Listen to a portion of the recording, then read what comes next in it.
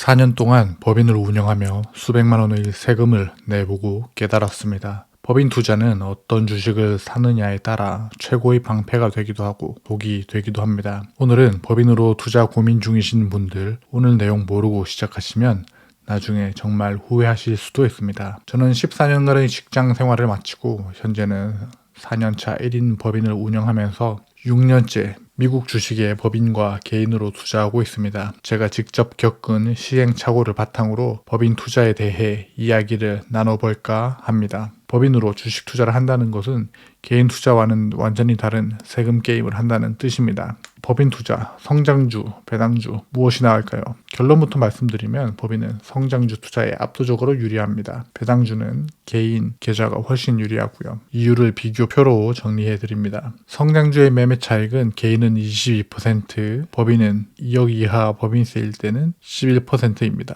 10% 플러스 지방소득세까지 합쳐서 11%죠. 2026년 기준입니다. 이거는 법인의 압승이죠. 배당 소득세는 개인은 15% 미국 원천 징수로 종결되고요. 법인은 11% 플러스 알파입니다. 법인세 플러스 개인 출시 소득세인데요. 이로 인해 알파가 얼마나 커지는지에 따라서 다르지만 대부분 개인의 압승입니다. 손실 처리도 차이가 나는데요. 개인은 연 250만 원 공제 후 매년 리셋되는 구조고요. 법인은 15년간 2월 결손금이 공제됩니다. 법인의 압승입니다. 건보료는 개인은 2천만 원 초과시 부과되고요.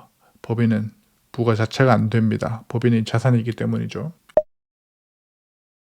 왜 법인은 성장주나 단타 투자가 유리할까요? 세율 차이 때문인데요. 개인이 테슬라로 1억을 벌면 2,200만 원의 세금을 양도소득세로 내야 하지만 법인은 비용 다 털고 남은 돈이 2억 이하라면 약 1,000만 원만 내면 됩니다. 세금 자체가 절반입니다. 손실이월이 무적의 방패입니다. 개인이 올해 단타로 1억 잃고 내년에 1억을 벌면 내년에 번 1억에 대해 세금을 다 냅니다. 2,200만 원 다 내겠죠. 하지만 법인은 올해 까먹은 1억을 내년 이익에서 뺄 수 있습니다. 15년 동안 가능합니다. 즉 단타나 성장주처럼 변동성이 큰 투자는 손실이월이 가능한 법인에서 하는 게 훨씬 유리합니다. 법인의 구조가 나쁘지 않은 거죠. 단 과세 표준은 2억이 넘어가지 않게 유지해야 합니다. 왜 법인은 배당주가 불리할까요? 배당은 현금 흐름입니다. 법인에 현금이 쌓이면 언젠간 꺼내야 하는데 개인에게 꺼낼 때 세금을 또 맞습니다. 반면 개인 계좌는 배당 소득에 대해 비과세나 저율과세 혜택이 강력합니다. 2015년 초에 외납세액으로 인해 일부 혜택이 줄었지만 여전히 강력한 편이죠. 자, 여기까지는 사실 챗GPT나 제미나이 같은 AI로 조금만 서치해도 알 수 있습니다.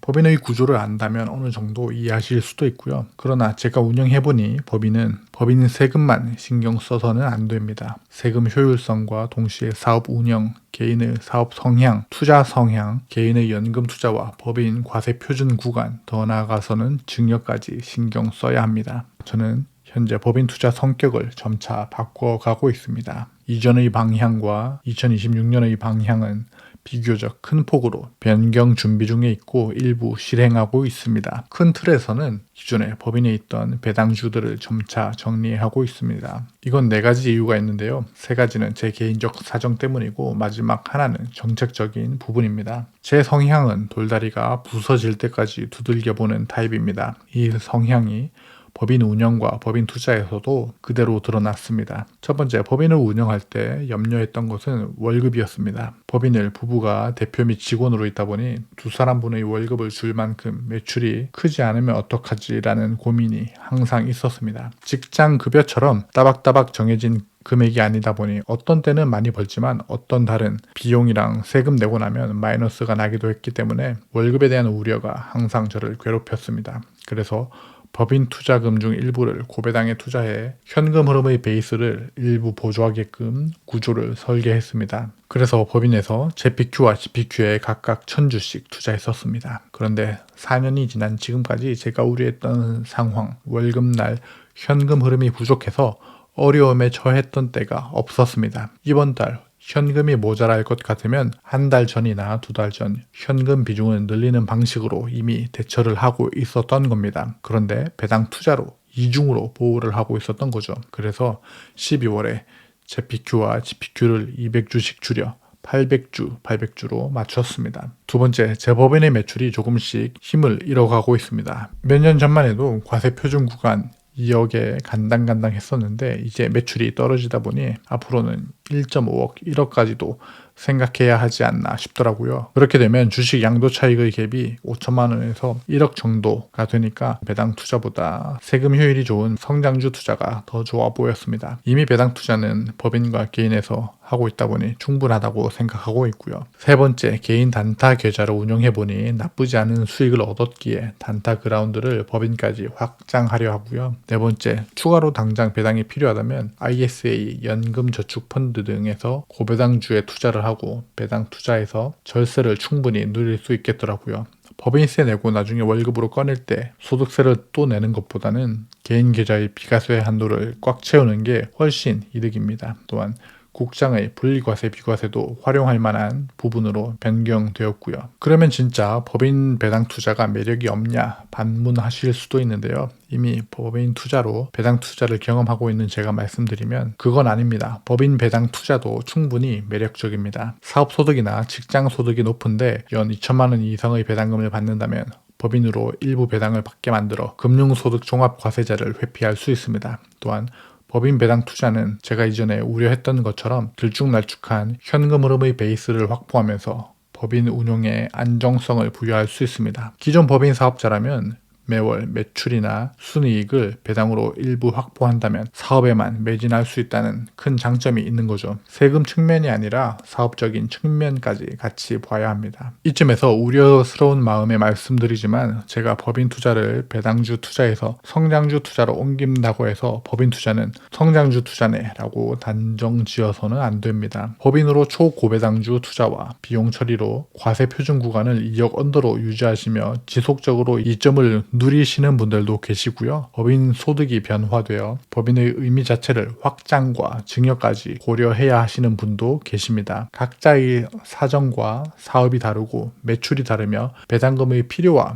법인 대표의 투자 심리가 다르기 때문에 정답은 없습니다. 지금 영상은 저희 과거와 현재, 미래의 변화와 이유를 알려드리면서 법인 주식 투자에 참고하시라고 영상을 찍고 공유하는 겁니다. 그리고 법인 배당 투자도 개인에게 비벼볼 수 있는 조건이 있습니다. 돈을 꺼내지 않고 재투자할 때 복리 효과를 누릴 수 있습니다. 당장 생활비로 쓸 게 아니라 법인 안에서 10년, 20년 굴려서 덩치를 키울 거라면 법인이 유리합니다. 개인이 과세 표준 5천만 원을 넘어가기 시작하면 그때부터는 법인으로 재투자하는 게 세금상 유리해집니다. 개인이 24%, 35% 세금 맞고 남은 돈으로 재투자할 때 법인은 미국 세금 15%만 딱 내고 나머지 85%를 몽땅 재투자할 수 있으니까요. 당장 돈을 쓸 게 아니라면 10년 뒤 거대한 자산을 만드는 게 목표라면 고소득자일수록 법인이라는 그릇이 재투자에는 확실히 유리합니다. 지금까지는 법인 배당 투자와 성장주 투자에 대해서 이야기를 했고요. 법인은 그 자체로 장점이 있습니다. 당연히 비용 처리가 용이합니다. 법인에서 수익을 내고 비용 처리를 많이 할 수 있다면 세금도 절세가 되죠. 법인 대표로 있기 때문에 건강보험료는 직장 가입자로 지속할 수 있습니다. 은퇴 후에 자산이 많으신 분들은 직장 가입자가 되면 세금이 많이 세집니다. 내년에도 오르는 건보료 내릴 수 있을까요? 인구 구조상 우리나라의 건보료는 절대 내리지 않을 겁니다. 그리고 법인은 증여에 효과적입니다. 개인은 무상 증여 아니면 증여세 내고 증여하는 것밖에 없는데 법인으로 증여하면 증여의 방식은 꽤나 다양해집니다. 하나라도 해당되시는 분들은 법인 주식 투자를 꼭 고려해 보십시오. 이미 사업소득이나 직장소득이 있는데 연 배당금이 2천만 원에 가까워 가시는 분, 이미 법인으로 사업체를 운영 중이시고 2억 미만으로 과세 표준을 유지 중이신 분, 은퇴 후 부동산 등의 자산이 많은 분들은 가족 법인 등으로 주식 투자까지 확장하면서 건보료와 증여 측면까지 챙기시고요. 특히 부동산 투자로 자산 증여를 하신 분들은 법인으로 부동산 투자는 잘 하시면서 의외로 주식 투자를 잘 하지 않으시는데요. 모르시기도 하거니와 알더라도 위험 자산 정도로 취급하거나 짐짓 겁을 내시기도 합니다. 그러나 이미 부동산 법인을 운영해 보신 분들이시기에 법인 내에서 주식까지 활용하시면 잉여 현금의 수익률을 높이거나 원화 자산을 미국 주식 투자로 달러 자산으로 일부 해지할 수 있는 방법까지 챙길 수 있습니다. 또한 개인 수익이 어느 정도 되시면서 수익을 생활비로 쓰지 않고 장기간 굴릴 수 있는 분들이라면